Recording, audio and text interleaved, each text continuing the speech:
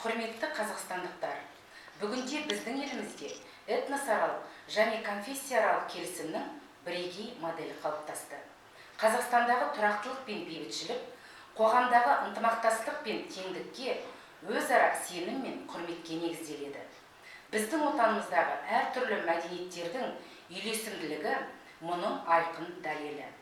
Бұл біздің ұлт ретіндегі бірлігіміздің басты қағидасы және біздің мызғымас стратегиялық бағытымыз.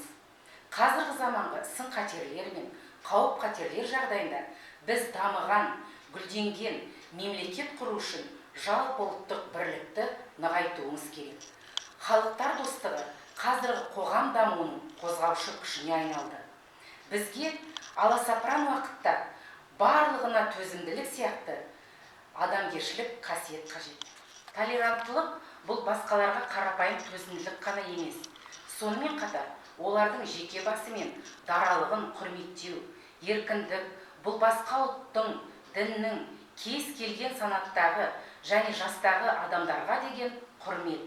Олардың барлығын бақыт, әділеттілік, бейбітшілік, достық үшін күресуге деген ұмтылыс біріктіреді. Осы қиын уақытта мен қазақстандықтарды президентімізбен бірге әділ Қазақстан құру үшін бейбітшілік пен этносаралық келісімге шақырамын.